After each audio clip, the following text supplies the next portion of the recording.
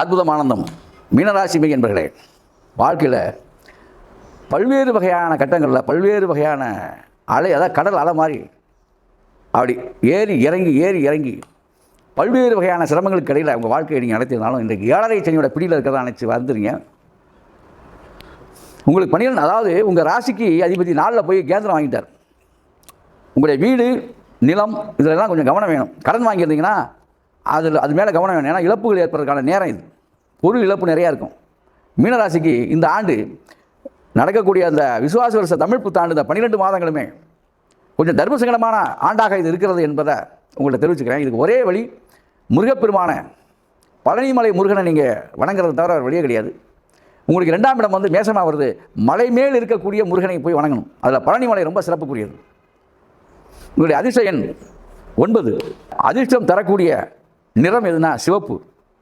உங்களுக்கு அதே மாதிரி நாள் என்ன அப்படின்னா செவ்வாய்க்கிழமை. இதெல்லாம் நீங்கள் வாழ்க்கையில் ஃபாலோ பண்ணிங்கன்னா வெற்றி அடையலாம். இந்த தர்மசங்கடமான சூழலிருந்து நீங்கள் மீண்டு வந்துடலாம். அதே மாதிரி வாழ்க்கையில் வந்து இன்னும் சிறப்புக்குரிய ஒரே ஒரு விஷயம் என்ன அப்படின்னா, நீங்கள் மிக பெரும் வந்து இந்த சிக்கல்லாம் வரப்போன்னு சொன்னல, இந்த ராசியில் வந்து உங்களுடைய ராசியிலே இன்றைக்கி சனி உட்காந்துருக்கு இல்லையா? அப்போ உங்களுடைய எண்ண ஓட்டங்கள், நீங்கள் நினைக்கிறது, நீங்கள் எடுக்கிற முடிவை நீங்கள் செயல்படுத்தாமல் இருந்தீங்கனாலே நீங்கள் பாதி வெற்றி அடைஞ்சிருவீங்க. நீங்கள் நினைக்கிற நினைப்பூரா தப்பாக தான் இருக்கும்.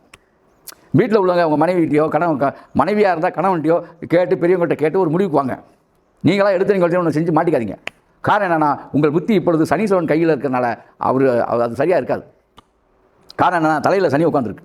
சொல்லுவாங்கல்ல, ஏய் தலைச்சனி பிடிச்சி போய் ஆடுற அப்படிம்பாங்கல்ல, அது மீனராசிக்காரர்களுக்கு இந்த ஆண்டு முழுக்கவே இருக்குது. அது 2 வருஷத்துக்கு இருக்குது. சனி அங்கே தான் இருப்பார். ஆனால் இப்போ வந்து ரொம்ப கவனமாக கையாள வேண்டிய காலம். உங்களுடைய எண்ணங்களே உங்களை கீழே தள்ளிவிடும். நீங்கள் போடுற உங்களுடைய நினைவுகளே உங்களை பிரச்சனை ஆக்கிடும். நினச்ச காரியங்கள் கைகூடாமல் தலங்களாகும். அதுக்கு தான் ஒரே வழி, பழனிமலை முருகனை இருக்க பிடிச்சிக்கணும். முருகன் தான் உங்களுக்கு அதிர்ஷ்டத்தை கொடுக்கணும், வேறு யாருமே கிடையாது. அதுவும் பழனி முருகன் தான் உங்களுக்கு கை கொடுத்தா, வேறு வழியே கிடையாது. அந்த ரூட்டே அதுதான். அப்புறம் இன்னொரு விஷயம், செவ்வாய்க்கிழமை அன்னைக்கு துவரம்பருப்பு இருக்குது பார்த்தீங்களா? ஏழை எளியவர்களுக்கு துவரம்பருப்பு வாங்கி தானம் கொடுத்தீங்கன்னா ஓரளவுக்கு நீங்கள் அந்த பிரச்சனை வந்து மீளலாம். ஆமாம், ஒவ்வொரு குடும்பங்களுக்கு, ஏழை குடும்பங்கள்லாம் இருக்குல்ல, அவங்களுக்குலாம் துவரம்பருப்பு வாங்கி கொடுக்கணும். ஆனால் நீங்கள் துவரம்பருப்பு கொடுக்கும்போது அவங்களே சொல்லுவாங்க, வெறும் பருப்பை மட்டும் கொடுக்குறீங்களே, அரிசி வாங்கி கொடுத்தாலும் சாப்பிட முடியும், பருப்பை வச்சு என்ன பண்ணுறதுன்னு கேட்பாங்க. அதனால் வசதி இருந்தால் அரிசியும் கொஞ்சம் சேர்த்தே வாங்கி கொடுங்க. சந்திரனும் சேர்ந்து வந்துடுவார், நல்லது தான் அது. ஏன்னா உங்களுக்கு 5ஆம் வீட்டுக்குரிய அதிபதியாக சந்திர பகவான் இருக்கார். சந்திரன் தான் அரிசி, பச்சரிசி.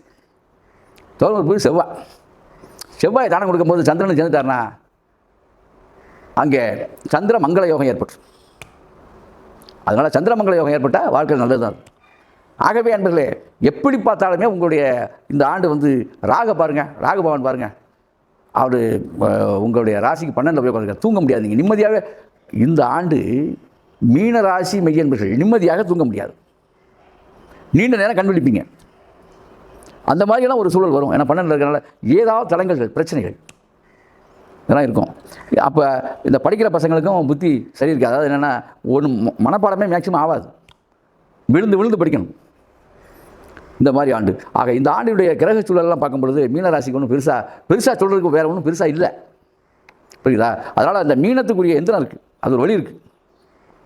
மீன மகா எந்திரம்னு அதுக்கு பேர், மீன மகா எந்திரம். அது வந்து என்னுடைய நம்பர் அதில் போட்டிருப்பாங்க. தேவையானவங்க என்னுடைய நம்பருக்கு கால் பண்ணி கேட்டுக்கலாம்.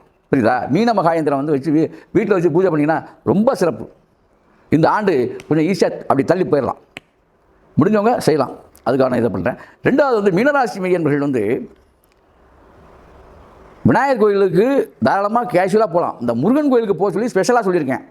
அங்கே போகும்போது ஏதாவது உங்கள் வீட்டுக்கு பக்கத்தில் முருகன் கோயில் இருந்தால் அங்கே போயிட்டு ஆமணக்கு எண்ணெய் அப்படின்னு கேட்டு மெடிக்கல்லே கூட வாங்கி சுத்தமான எண்ணெய் வாங்கிட்டு போய் விளக்கேற்றுங்க. வீட்டில் ஆமணக்கு எண்ணெய் விளக்கேற்றுங்கள்.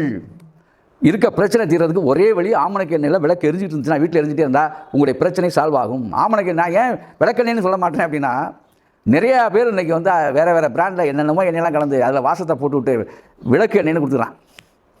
கடையில் போய் நீங்கள் கேட்டிங்கன்னா விளக்கெண்ணெய் தான். விளக்கெண்ணெயா? இப்போ அப்படி மாறி போச்சு. விளக்கெண்ணெய்னா அந்த காலத்தில் ஆமணக்கு எண்ணெய் தான் விளக்கெண்ணெய். இப்போ அது கிடையாது. விளக்கெண்ணெய்னு சொன்னோடனே விளக்குக்குன்னு எண்ணெய் நிறையா வச்சுருக்கேன், அதனால் கன்ஃபியூஸ் ஆகிடும். அதனால் சொன்னேன், ஆமணக்கு விதையில் எடுத்த உண்மையான சுத்தமான எண்ணெயை வீட்டுக்கு நீங்கள் விளக்கு வைக்கிறதுக்கு நெய்யெல்லாம் தேவையே கிடையாது.